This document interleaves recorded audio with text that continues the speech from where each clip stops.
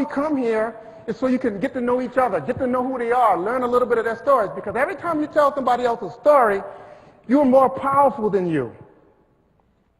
Especially when you tell a powerful story. Then the power of the story takes your presence. And we need that quite often. So part of the value of us coming here is for us to change, for us to share each other's stories, for us to learn each other's stories. Stories can change everything. One story, there's a really quick story just to show you how impactful this can be in the real world. There was a teacher, and this was told at my commencement ceremony in college, a famous teacher, I forgot his name, but anyway, he told the story. He was at a high school parent-teachers meeting, and the mother walked up, who he'd never met because it was the first, he didn't know the parents. And he said, well, whose child is yours? And the mother said, Johnny. And he said, oh, he just lit up. Oh, Johnny's so bright.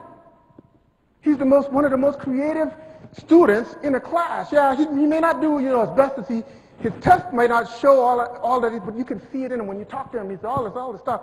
And then she was like surprised. She was like, well, Johnny? He said, yeah. But then check this out. And then the parent walked away and went to John, not Johnny, the wrong kid. This was the bad kid. This was the bad John. Class clown, all of that. But the teacher said, I got to tell you, I didn't have the guts. I didn't have the guts to go tell the parent anything different than I'd already told her, because she was so enthusiastic. But guess what happened? John changed. He was a different kid when he started coming to school.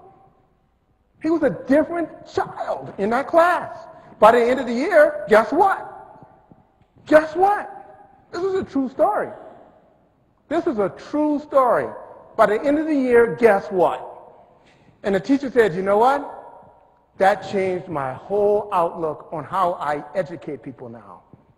That mistake I made, seeing my making a mistake transform this child, because what I imagined happened was the mother going home and having some kind of conversation, and then that changed everything. Changed history, present, and future. And the kid changed because of that little mistake. You think stories aren't powerful? Stories can be everything. So one of the most powerful stories, I end with this, but it's one of the most powerful stories I know, one of my favorite stories to me. And I don't even know if it's a true story. This is another thing about stories. It doesn't even matter if they're true. And they don't. Because most of the stories you run in your head about you aren't true anyway. So, they're not. They're just not. But you run them anyway, and you end with, whatever you end with. So I like this story because I think it illustrates two things that I think the world needs more of.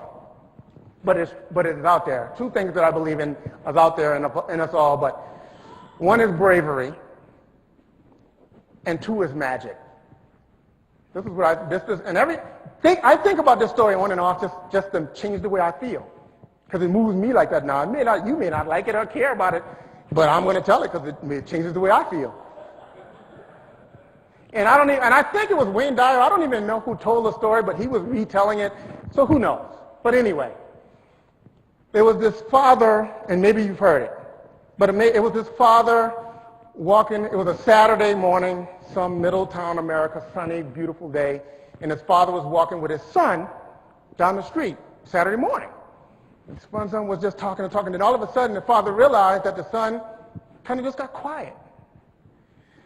And then the father looked up ahead of him, and they saw a playground full of kids, and the father's heart sank because the son was handicapped.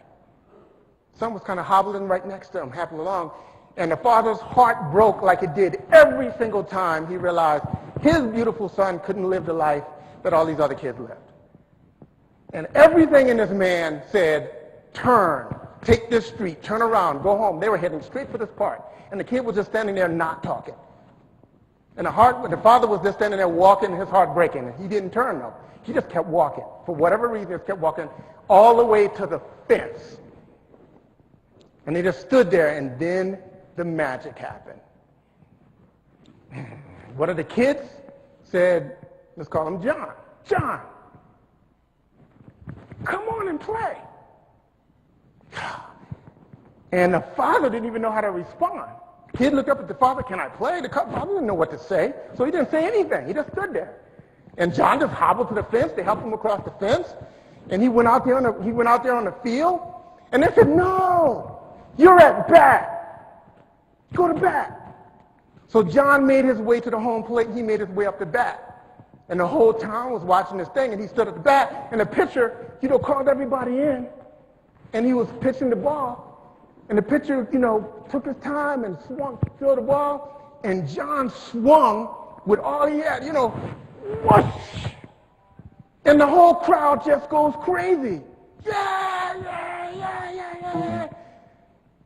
And he comes back, he said, you can do it. The pitcher's telling him, you can do it, you can do it, you can do it, you can do it. And he pitches the ball. And John hits the ball. And the ball just dropped right there on the ground in front of him. But the whole world screamed, run! Whole world. And he starts running around this track. He starts running this track. The father's in the stands crying. People are just cheering. He's running around this base. He's running around all these bases. And he ran a home run. He was a hometown hero that day. They picked him up on his shoulders, walked him off the field the whole 9 yards. Now, why do I like that story? I like that story because the magic started to happen in the father being brave enough not to protect his son from from reality. Because most people would have caved to that. Oh, son, let's go back in the house. Oh, son, let's walk this way. Let's not deal with this pain of you seeing what you can never be. That was issue number one. But by him being brave, the magic showed up. So I think, I can't prove it, and I'm never going to try to prove it, but I believe that when you're brave enough, the magic shows up. When you're brave enough. So my question is,